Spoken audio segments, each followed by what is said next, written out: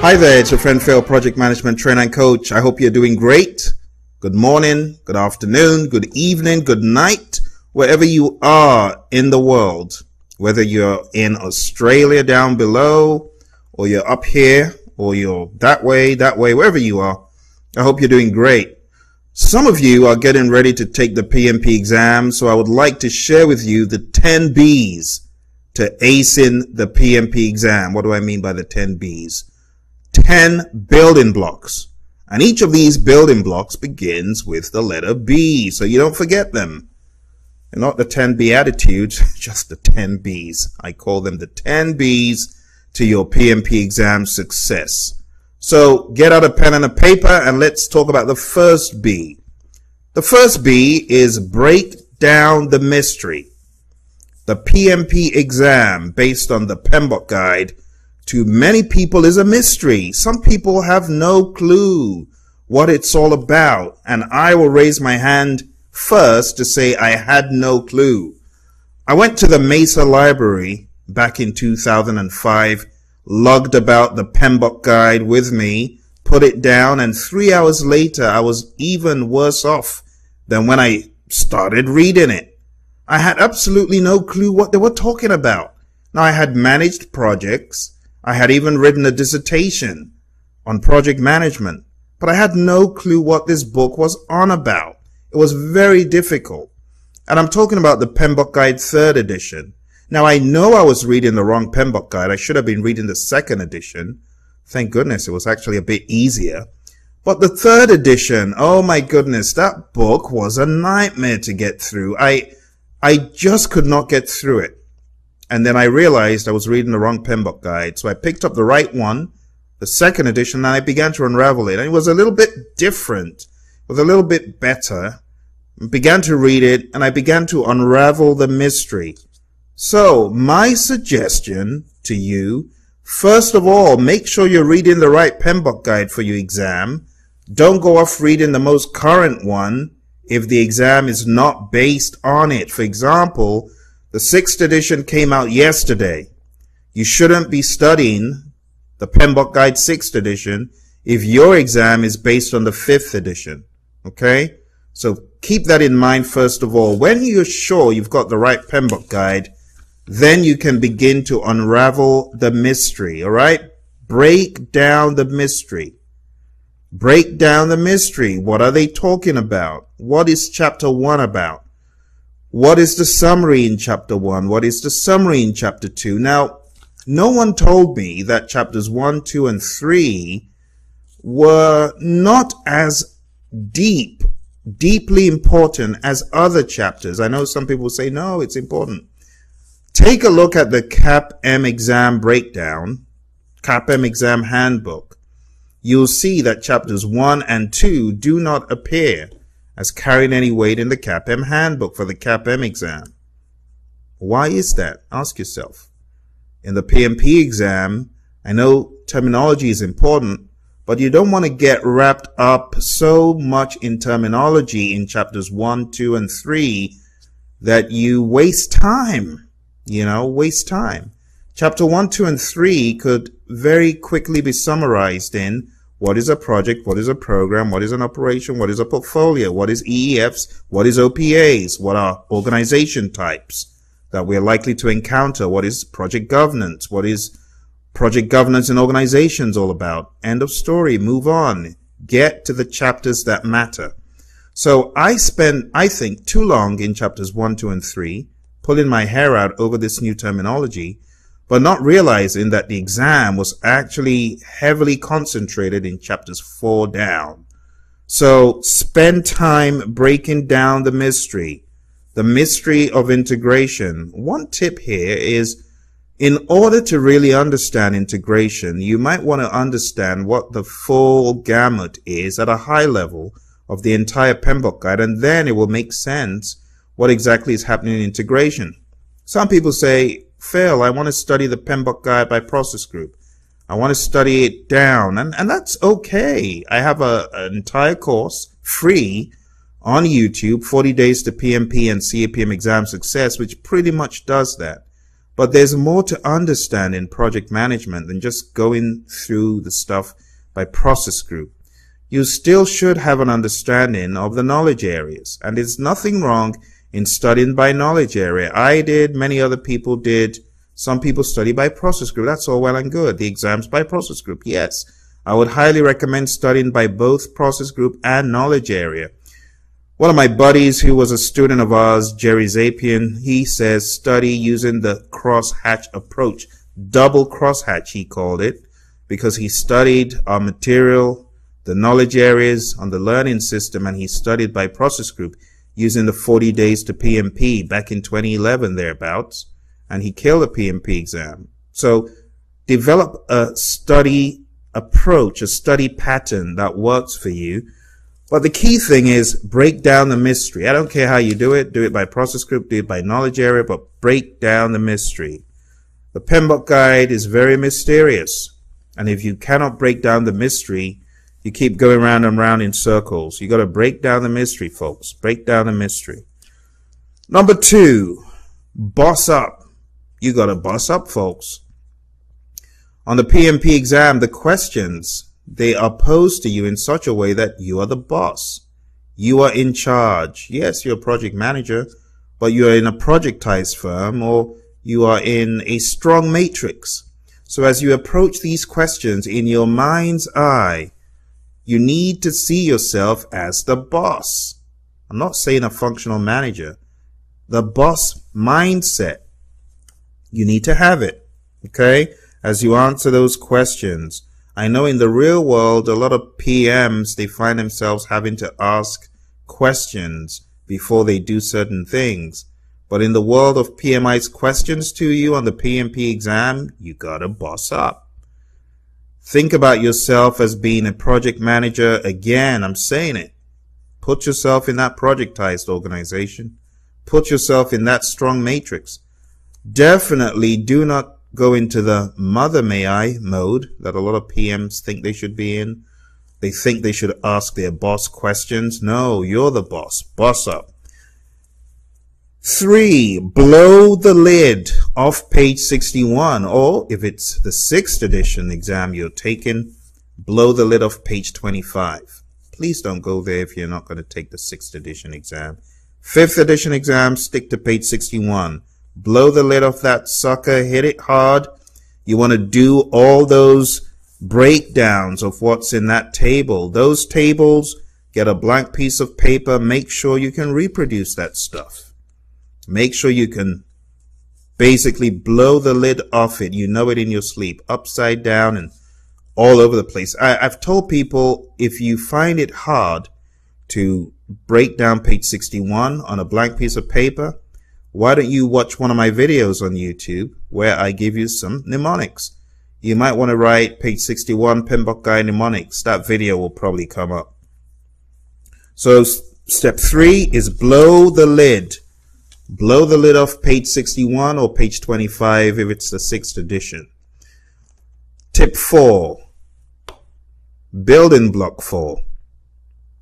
Become the role. You got to become the role. The role in the questions that you're being asked, if you're being told you are the functional manager in a company, you are the project sponsor in a company, most of the questions will be you're a project manager in a company. You have to become the role. You have to mentally become that role. You have to visualize yourself in that role. Okay? Building block 5, binge on data flows. In order to make sense out of the PMBOK guide, you got to see the flows. Show me the flows, folks. If you cannot draw the flows of what is going on, you're lost. You've not unraveled the mystery and you're lost. And you're not going to be able to find a way back. So, data flows. I live by data flows. You might want to look for another video. I'm dropping gold here, folks. I'm giving you free information. I'm telling you where all my good stuff is on YouTube. Free videos. There's a video I have on data flows that breaks down the PMBOK guide into very simple data flows. I've had so many students that have sworn by those videos. Phil, thank you for the what do I even call it? I think I call it the PMBOK mainline. Yeah, that's it. PMP mainline video, PMBOK mainline video. I did that video, I believe it was in 2015, perhaps, I think. Check for that video, PMBOK mainline, PMP mainline. You gotta have the data flows. And if you want more data flows, you want to Google PMP exam IQ test workbook. A lot of students have sworn by that. Okay, check out that book. That book has helped people. There's also the PMP exam data flows videos or something to that effect. I've had so much content out that I lose track. Go to Praizion.com, take a look at those data flow videos, and I'm sure one of those videos might help you to unravel the mystery. You know, so binge on data flows. 6, binge on tools and templates. Have you got a sheet of paper? Pen? I need to give you a web address right now. This URL is for the CDC. And honestly, if you have not taken a look at templates talked about in the PMBOK guide, you need this URL. Are you ready? It's tiny.cc/sigma, as in 6 sigma, SIGMA PMO. Again, tiny.cc/sigma PMO. That's a major goal I just dropped, folks. You owe me. You owe me. You better make sure you come back and, you know, pay some respect here when you get certified. Say, Phil, thank you for dropping gold that night. Because if you take a look at these tools and templates, they'll help you. And I know a lot of people may probably be members of the PMI. They've downloaded that batch of templates that PMI gives you. You know, and if you haven't, if you're a member of the PMI and you haven't, hey, that's some major gold for you. Did you know that the PMI has these templates that explain pretty much, or that give you the ability to visualize all of those ITTOs? If you haven't downloaded PMI's templates, you need to go on the website, pmi.org, log in as a member, and look for those templates. They will greatly, greatly help you. When you see the inputs, tools and techniques and outputs come to life, it makes a tremendous difference. Honestly, in my mind, I was always like, what does that document look like? What does that plan look like? I wonder what that looks like. Because if you ain't seen it, you ain't going to visualize it. You need to visualize it. On the exam, when they're talking about these various things, you need to have seen them. Okay? So binge on tools and templates. Step 6. Building block 6. 7 is huge. Buddy up. Find that buddy of yours who's studying for the exam, or find a buddy. Make a friend somewhere. You can't do this stuff on your own at all times. Some people, I know they're loners. They just want to do it alone. But honestly, I think you would get a lot of mileage out of getting a PMP buddy. You know, you can join a PMI chapter. You can just attend a PMI chapter meeting. You don't even have to be a member. You could just go for a meeting and, you know, pay the fees to go or whatever it is, and find yourself a buddy who's studying for the PMP exam. Buddy up. Because you want someone who can encourage you, who will ask you questions, who will motivate you. I wish I had a study buddy. I didn't have one. I wished I had. You know, the closest I had to a study buddy was the guy I bought a particular study guide from on eBay. And he wasn't very communicative. He was just glad he had passed the exam and wanted to sell his book. So buddy up. Buddy up. Building block 9. I beg your pardon. Building block 8. Binge on mocks. Mock exams from reputable, reliable sources. Binge on mocks. And I'm not talking about namby-pamby mocks that you can take with your eyes closed. I'm talking about really powerful mocks. Now, we have 2 powerful mocks. Now, don't hate on me. Don't hate on me for telling people how they can make a difference in their PMP prep. It's not my fault. A lot of the quizzes out there are ridiculous. They're stale. They're old. They've got no credibility to them. But I know where a few mocks are. Go to Praizion.com, Praizion.com, The 2 mock exams, if you subscribe to the PMP mock exams on that website, I believe they're $49.99 thereabouts, you get 2 crazy mock exams. These will put the shock factor that you need into you. So don't go hating, don't go say, there are people who say failure always selling. Have you forgotten that I've got a free course, 8-hour free course out there? I ain't charging anyone a dime. So don't go hating on the fact that I'm trying to expose people to what can help them.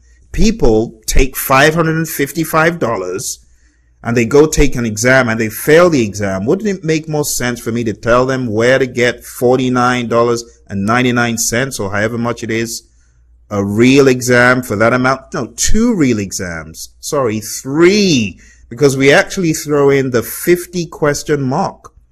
So don't waste time, folks. I'm dropping gold tonight. I'm trying to help you. I don't want you to fail this exam. I want you to kill it on the 5th. All right?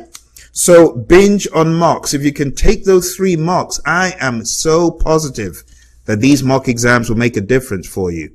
There's a student of ours who had been trying to get certified. Now, have you ever heard of that student that doesn't do what you tell them to do until they've taken the exam too many times? And they're like, maybe what that Phil said, maybe there's sense in it. So this student had spent so much money with us that I was beginning to get quite uncomfortable. I mean, do you want to be a visiting professor on this course? You come back every year. What's going on? Sit down one time, take this course, hunker down, do what I tell you to do, and kill the exam. But no. Came back as a visiting professor until finally decided, Phil, I've had enough. Feed it to me once again. What do I need to do? I said, hey, you need to take these mock exams. These mock exams are going to help you get bulked. They're going to help you become a beast. They're going to help you gain stamina. You're going to get swole by doing these crazy mock exams. So he listened, and it was a bit excruciating for him, but he ended up taking these crazy mock exams. One of the mock exams knocked him out cold. I felt so bad for him, but I knew it was going to do him good. And then he took the second mock exam and it knocked him out cold again. 2 mock exams. These mock exams are bad. But the good thing is they built his stamina. He became a beast overnight. He took these mock exams. I said, hey, you need to start from ground zero. Don't just flip through the videos. Watch the videos. So he watched the videos and he binged on these mock exams. Went through that necessary punishment. Someone who had failed the exam 3 times before, on his 4th try, when he bulked up on these crazy mock exams, boom, PMP. You know how happy and how relieved I was when he called me? I think I was screaming louder than he could ever have screamed after getting certified. I was so happy. You got to binge up on mocks, folks, on realistic mocks. Mocks that will help you get swole. Mocks that will help you load up on PMP ammo. I call it PMP ammo. You need to take out those questions. You need to have substance.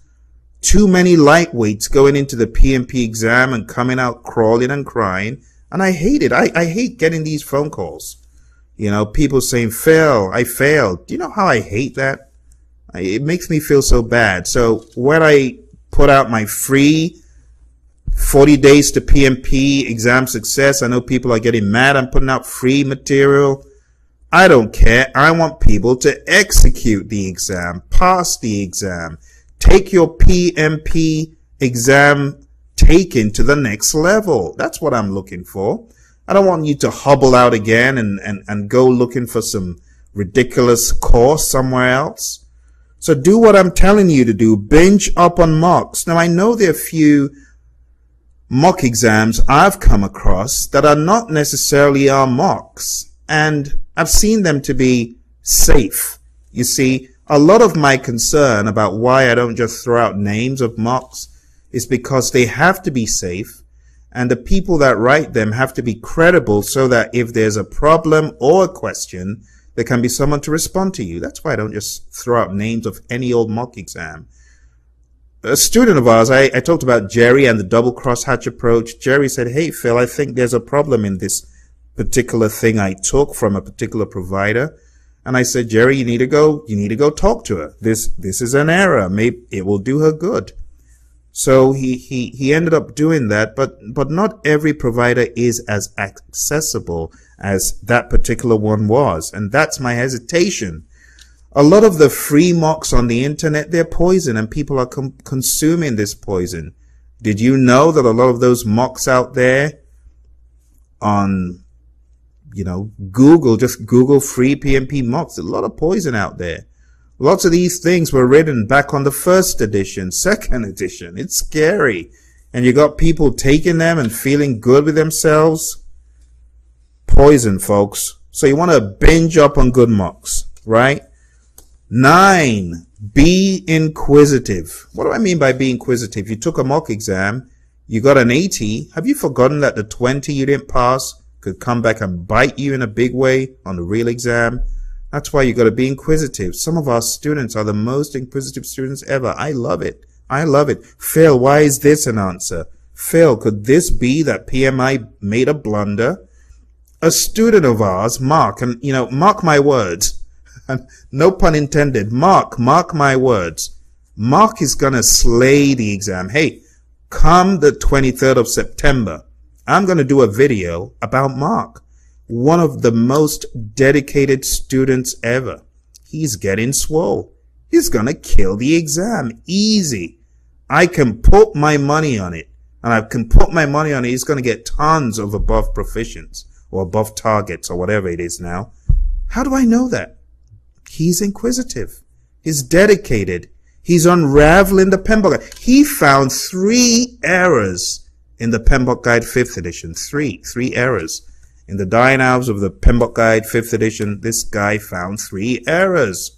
That's dedication. And not just that, being able to report back to your instructor, hey, I found this error, I found this error, I found this error. He's getting swole. He's going to kill it. So be inquisitive. Be inquisitive. Unravel the mysteries. 10. A lot of people struggle with this, and I hate this when I hear people do things like this. Oh, if I don't pass the exam on Friday, then I'm getting ready to take it straight back soon after. Don't let me use the S word here, because that is stupidity at its highest. You're going in to take an exam and you've got an element of doubt. What is wrong with you? You need to be bulked up on confidence. And if you don't have your confidence bulked up, I feel sorry for you. You need to tell yourself you can do it. A lot of the PMPs I've heard a lot from, one PMP, I knew he was not ready. I knew he was not ready to take the exam, and I didn't even expect him to take the exam. But he was very, very confident that he was going to do it. And I believe his persistence and his confidence saw him through. So he read the material, studied the material. I didn't actually see him pass our mock exam, but he was very dogged and rugged, but he was very, very determined and confident. And he said, I can do it. I can do it. I can do it. And he kept telling himself he was going to become a PMP. Kept telling himself, convincing himself. I didn't know all this was going on. I thought he was going to spend another 2 months. And then he sends me an email and he says, Phil, I'm a PMP. What? He was confident. He kept telling himself he was going to kill it. He kept saying, I can do it. Confidence to the max. Now, I'm not saying rely on dumb luck and go take the exam without being prepared. But I'm saying if your exam day is coming up, you might want to go listen to my 10 tips if your PMP exam is tomorrow. But you really do need to be confident about this stuff. All right, folks, I think that's it for tonight. I'm going to share my 10 building blocks one more time. 1, break down the mystery. 2, boss up in your mind, folks. 3, blow the lid off. Blow the lid off page 61, or if you're taking the exam on the 6th edition, page 25. 4, become the role, right? To become the role, you need to think about it in your mind as you are that person. 5, binge on data flows. 6, binge on templates and tools. Go to the CDC website. Don't forget that.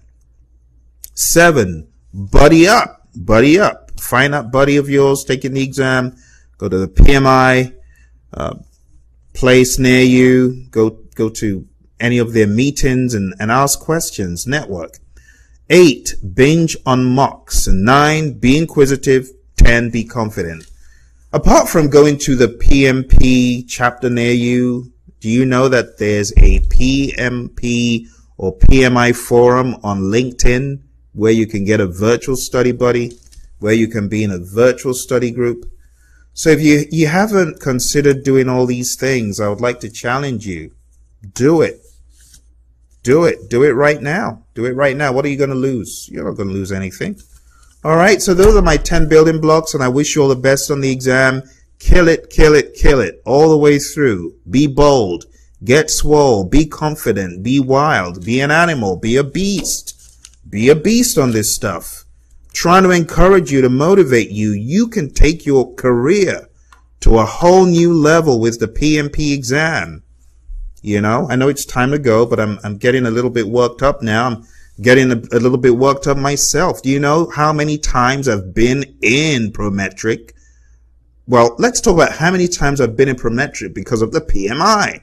Not because I failed any of the exams, but because I've going to 7 exams from the PMI. I've taken the OPM3, which was like a two-headed beast. There were 2 exams involved in that.